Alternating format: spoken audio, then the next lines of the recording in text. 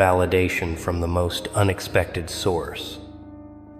Ah, welcome back, you beautiful, misunderstood, quietly dangerous masterpiece. I've been waiting to tell you this, and trust me, you're going to want to hear every single word of what just happened, because something shifted in the last 48 hours. Something your enemies thought would never, ever happen in their wildest nightmares. Someone they respect, someone they fear, someone they can't ignore, just looked at your entire story, examined every detail they tried to bury, and said the words that are now echoing through every group chat, every whispered conversation, every panicked phone call. They were right all along. Yeah, let that sink in for a second.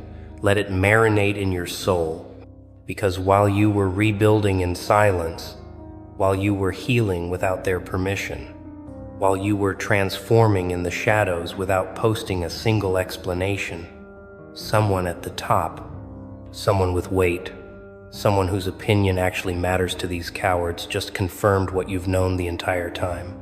They looked at the evidence, examined the timeline, studied the patterns, and came to one unavoidable, undeniable, panic-inducing conclusion. You were telling the truth, and everyone who doubted you, everyone who mocked you, everyone who chose their side over yours just bet on the wrong story, backed the wrong narrative. And now they're scrambling like rats on a sinking ship, trying to figure out how to save face. Do you understand what this means? Do you grasp the magnitude of what just happened in their world? This isn't just validation. This isn't just vindication. This is a complete structural collapse of everything they built on your silence. Because they didn't just doubt you, they weaponized that doubt. They turned it into a campaign. They made your name synonymous with being wrong, being dramatic, being unstable, being too much. And now a high-level player, someone they fear, someone they quote, someone they desperately want approval from, just looked at the entire situation and essentially said, "You people are fools." And the panic, the panic that's spreading through their ranks right now is the most beautiful thing you'll never see directly. But you'll feel it, you'll sense it, you'll watch it unfold in real time. They thought they buried you 6 feet under their narrative, didn't they? They thought the story was over, case closed, verdict delivered, your reputation destroyed beyond repair. They sat back in their comfortable chairs, sipping their drinks, laughing at your expense, convinced they'd gotten away with the greatest heist in social warfare, stealing your truth and replacing it with their fiction. But here's what they forgot. Here's the fatal flaw in their entire operation. Truth doesn't stay buried forever. It doesn't rot in the ground like they hoped it would. It doesn't fade away just because they stopped talking about it. Truth is patient. Truth is relentless. Truth waits in the darkness until the perfect moment. And then it rises with receipts, with witnesses, with confirmations they never saw coming. And that moment is right now, happening in real time while you're watching this. Because this high-level player, this person they can't dismiss, can't silence, can't gaslight, just pulled the pin on a grenade they didn't even know was in the room. They started asking questions, real questions, uncomfortable questions, the kind that make liars sweat and cowards stutter. Wait, why did that happen exactly? Hold on. That timeline doesn't make sense. Interesting. Because that's not what I heard from other sources. So you're telling me They just randomly did all that for no reason. Yeah, that doesn't add up. And with every question, with every raised eyebrow, with every moment of visible doubt on this person's face, your enemies felt their foundation cracking beneath their feet. Let me paint you a picture of what's happening behind closed doors right now. Behind the screens, in the private messages you'll never see. They're panicking, actually panicking. Not the fake panic, not the performative stress, but genuine terror, because their entire social structure was built on you being wrong. Think about it. Their friendships, their alliances, their moral high ground, their ability to sleep at night without drowning in guilt, all of it depended on the story that you were the problem. And now someone they can't manipulate, can't control, can't sweet talk, just confirmed that story was a lie from the beginning. That they weren't the heroes in this narrative, that they weren't the victims, that they weren't the ones who made the hard but necessary choice. The messages flying back and forth right now, I wish you could see them. Did you see what they said? We need to get ahead of this. No, we can't ignore it. This person has too much influence. Maybe we should reach out. No, that'll make us look guilty. What if they dig deeper? What if they find out about? We need damage control right now. And here's the beautiful part. Here's the poetry in this entire situation. There is no damage control for the truth. You can't spin it. You can't reframe it. You can't convince someone who's already seen through the smoke and mirrors. This high-level player didn't just question the narrative. They dismantled it piece by piece, held it up to the light, examined every angle, and found it wanting, found it hollow, found it suspiciously convenient for everyone except you. Now, let's talk about why this particular confirmation matters more than anything else that's happened since this entire situation began. See, when you defended yourself, they said you were biased. When you told your side, they said you were emotional. When you presented evidence, they said you were manipulative.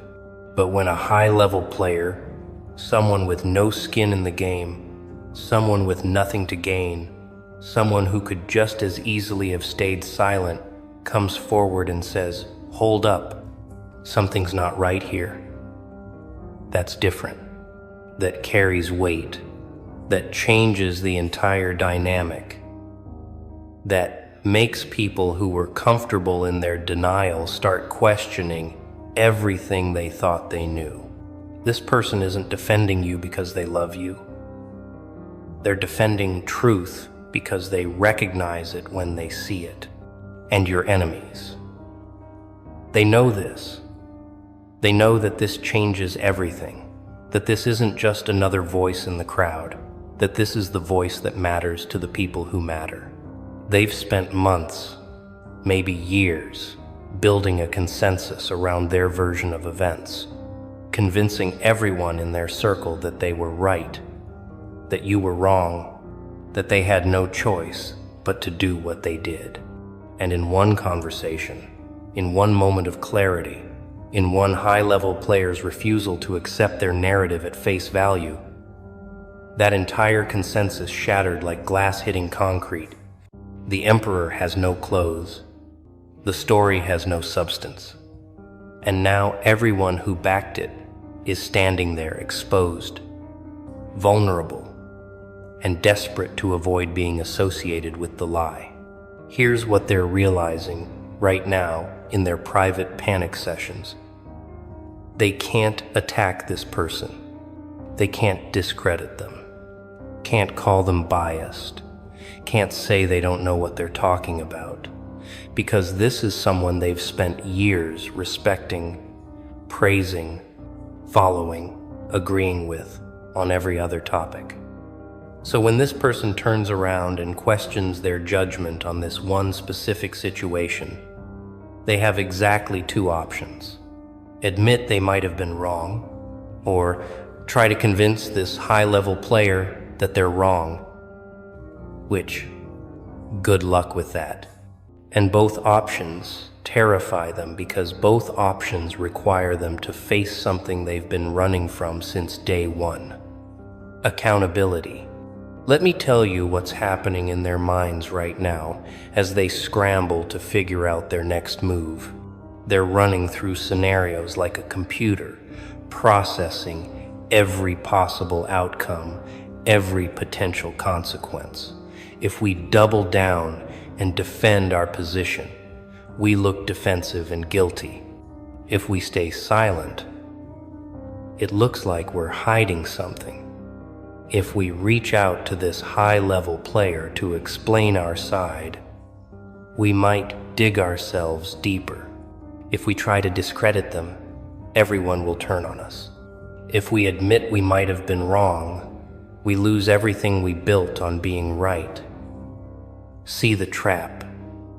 See how truth creates a maze with no exit for liars. Every direction they turn leads to exposure. Every path they take ends in revelation.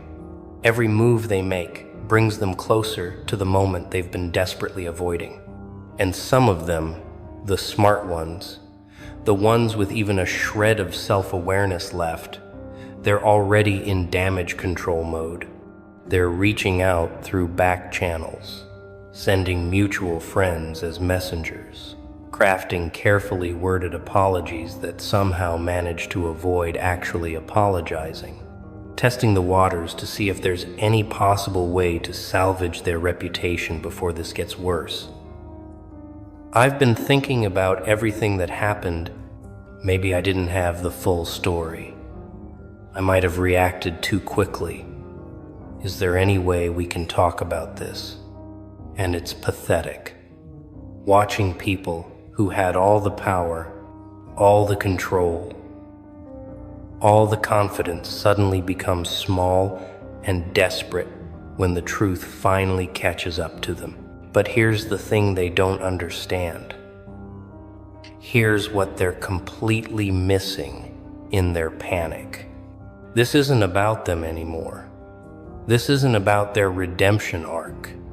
This isn't about them finding a way to make themselves feel better about what they did. Because while they were living their comfortable lives, while they were sleeping soundly in their self-justified beds, while they were moving on with their lives unburdened by guilt or shame, you were doing the actual work. You were processing the betrayal, healing from the wounds they inflicted, rebuilding yourself from the ashes they left behind, transforming into something they no longer recognize. And now they want to come back. Now they want to acknowledge they might have been hasty. Now they want consideration they never gave you. The audacity, the sheer audacity of thinking they can just show up after a high-level player confirms your story and expect you to welcome them back with open arms. They had 1,000 opportunities to do the right thing, 1,000 moments where they could have paused, reconsidered, examined the evidence without bias, given you the benefit of the doubt. But they didn't, because it was easier to believe the lie, easier to side with the majority, easier to sacrifice you than to risk their own social standing. And now that someone they respect has made it socially acceptable to question the narrative, now they want to act like they always had doubts, like they were always on the fence, like they never really fully committed to destroying your reputation. But you remember, don't you? You remember every name that went silent, every face that looked away, every person who chose their comfort over your truth.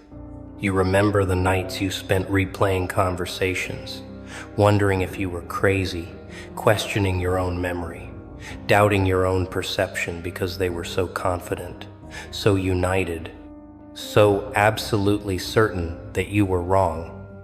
And now this high-level player, someone who wasn't there, someone who has no emotional investment, someone who simply looked at the facts with clear eyes, just confirmed what you knew in your bones the entire time. You weren't crazy, you weren't dramatic, you weren't wrong. They were, and they knew it, and they chose to lie anyway. Here's where it gets even more interesting. Here's where the psychology of this situation becomes absolutely fascinating. This high-level player isn't just confirming your story. They're implicitly calling out everyone who denied it. Because when someone credible says, "This doesn't make sense," what they're really saying is, "Why did all of you accept this without question?" And that question, that simple question hanging in the air like a storm cloud, is now forcing everyone who took their side to examine their own judgment, their own critical thinking, their own willingness to participate in a coordinated campaign against someone who might have been telling the truth. And that examination, that moment of forced self-reflection, is uncomfortable, is painful, is something most of them will do anything to avoid. So they're doing what cowards always do when confronted with their own complicity in someone else's pain. They're making excuses. We didn't know the full story. We were just going off what we heard. They seemed so convincing. How were we supposed to know? We trusted the wrong people. And maybe some of that is true. Maybe some of them genuinely didn't know they were participating in a character assassination. But here's what they're not saying. Here's what they're carefully avoiding. They didn't try to know. They didn't ask questions. They didn't demand evidence. They didn't give you a chance to defend yourself before they chose their side. They made a choice, maybe a lazy choice, maybe an easier choice, but a choice nonetheless. And now they're learning that choices have consequences. This high-level player's confirmation isn't just validating you. It's creating a ripple effect through your entire former social circle. People who were comfortable in their judgments are now uncomfortable. People who were confident are now questioning. People who dismissed you are now wondering if they dismissed too quickly. And this discomfort, this cognitive dissonance they're experiencing, it's forcing them to confront a possibility they've been suppressing for months or years. What if they were wrong? What if they hurt an innocent person? What if they were the villains in this story all along? And for some of them, that possibility is too heavy to carry, too painful to accept, too damaging to their self-image as good people who make good decisions. So watch what happens next. Watch the patterns unfold in exactly the way I'm about to describe. Some of them will double down, will insist even harder that they were right, will attack this high-level player's credibility, will create new narratives to explain away the inconsistencies. These are the ones too proud to admit error, too invested in being right, too fragile to handle the weight of their own cruelty. Others will go silent, will remove themselves from the conversation, will pretend they were never really that involved anyway, will quietly distance themselves from the people they once stood beside. These are the cowards, the ones who were only there because it was safe, because everyone else was there, because there was no social cost to joining the mob. But then there's a third group, and this is the group you need to watch most carefully. These are the ones who will try to rewrite history, who will claim they always had doubts, who will say they tried to defend you but were shut down, who will position themselves as secret allies who were just waiting for the right moment to speak up. And they'll come to you with apologies that sound sincere but feel hollow, with explanations that make logical sense but ring emotionally false, with requests for forgiveness that are really requests for their own absolution. And you need to understand something crucial about this group. They're not sorry they hurt you. They're sorry they got caught being wrong. Because if this high-level player had never spoken up, if the truth had stayed buried, if their narrative had remained unchallenged, these people would still be sleeping soundly at night. They wouldn't lose a single moment of sleep over what they did to you. Wouldn't question their choices. Wouldn't examine their role in your pain. But now that someone they respect has made it uncomfortable to maintain the lie, now that there's a social cost to being on the wrong side, suddenly they have concerns. Suddenly they have regrets. Suddenly they remember details that might cast doubt on the story they've been telling. Convenient, isn't it? How conscience awakens when reputation is at stake. So here's my advice. Here's what you need to understand as this situation continues to unfold. Not everyone who comes back deserves to come back. Not every apology needs to be accepted. Not every relationship needs to be restored just because someone finally admitted they might have been wrong. You don't owe forgiveness to people who only found their conscience after someone else made it safe. You don't owe reconciliation to people who only questioned the narrative after a high-level player did it first. You don't owe anything to anyone who wasn't willing to stand beside you when it cost them something. Your healing, your peace, your boundaries, they're not negotiable just because the social winds have shifted in your favor. And let me tell you what's really happening beneath the surface of all this panic, all this scrambling, all this sudden reconsideration. They're not afraid of being wrong. They're afraid of being exposed as the kind of people who would destroy someone without evidence. They're not afraid of hurting you. They already did that and slept fine. They're afraid of everyone knowing they're capable of such casual cruelty. They're not afraid of the truth. They're afraid of what the truth reveals about their character, their judgment, their willingness to participate in mob justice, as long as they're on the winning side. This high-level player didn't just confirm your story. They held up a mirror